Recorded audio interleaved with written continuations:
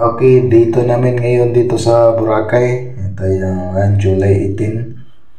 Yan yung tsura, makulimlim. Ito yung sa hotel namin. Maganda dito yung swimming pool. Pero yung mga room niya, medyo may luma na. Pero yung swimming pool, okay na yan. Okay naman yung swimming pool.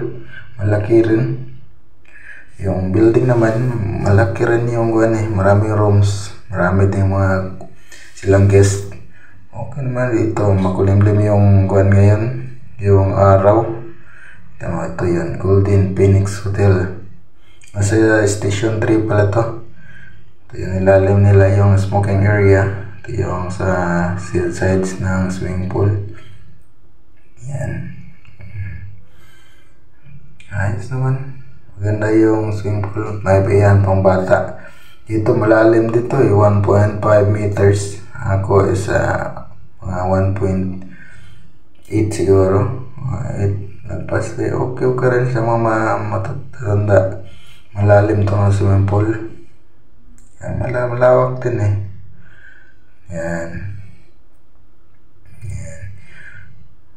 Hindi dyan. Malaki tingnan eh. Maganda rito bro yung susunod na video gawin ko kung magkano yung nagastos namin dito sa Hotel Good for 3 nights.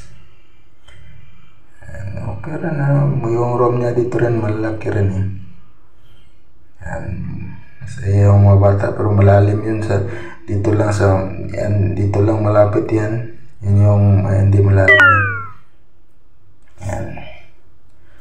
Yun yung papunta kami dyan sa Station 1. Maganda rin dun sa Station 1 eh. Dyan. Maganda rin yung buhangin dyan pero pagdating namin malakas yung hangin eh. Kaya wala masyadong tao. Nasa likod yung matao eh. Yan yung maganda ang buhangin sa Station 1 tapos wala masyadong tao. Kaya pumunta kayo doon na parang bakit kaya maraming mga bahay doon na ginigiba? Yung mga building, siguro tinamaan ng kaya yung mga problema doon. Marami kasing mga bahay doon na nasisira eh. Yan. Yan yung maganda. Ito yung paano gagawin yung famous Boracay Sandcastle. Dali lang pala eh. Basahin nyo lang ang yung buhangin. Yan, tapos i-korte mo ng dali lang nila ginagawa eh. May bayad pala dito na 20 per person pag napapicture ka.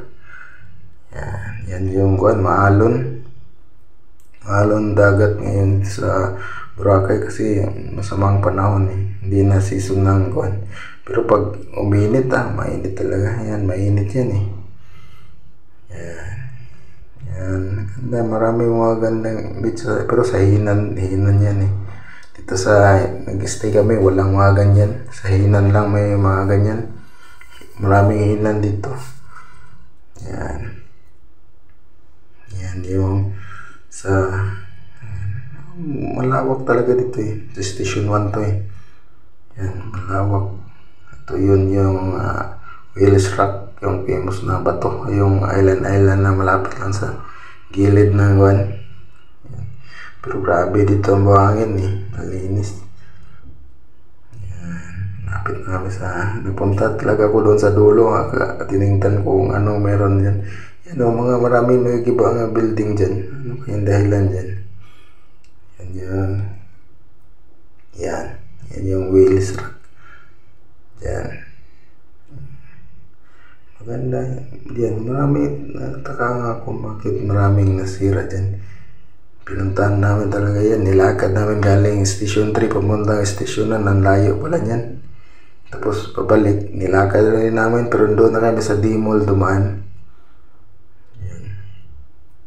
Nilakad namin. Ito naman yan yung sa Boracay, sa D-Mall yan yung sa pinakasentro siguro tawag nila dyan, pinakasentro na sa